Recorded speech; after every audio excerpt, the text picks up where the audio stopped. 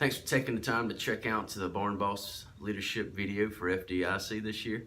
We'll be doing a presentation on Monday morning. I hope that you'll join us.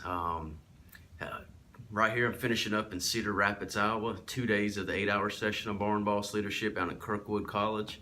And with the Barn Boss Leadership program, it's really about that informal leader that goes out and just mastery becomes their minimum standard. It's what they want to accomplish. They want to see the people around them developed and built up. And we're going to show you and give you examples of how to do it at a peer-to-peer level. We strip down the ranks and the seniority, and we get down to the core concept of people. How do you motivate people? How do you influence them to do the right things, to want to be better, to strive to develop themselves, to create competent team members? We look through the different generations. How do you blend generations and bridge that all the gaps that we talk about and discuss that are obstacles, and develop the team? Because at the end of the day, it's not about one person. It's about the core group of the people that you're responding with.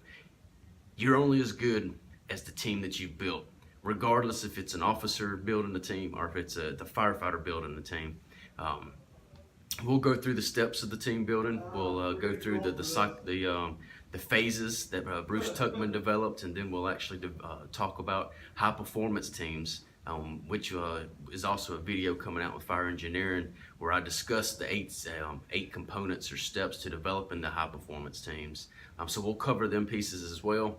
I hope that you'll join us. Barn Boss Leadership. My name's Brian Ward. I appreciate you taking the time to check out this video, and I hope that I'll see you on Monday at FDIC in Indianapolis. Take care, y'all.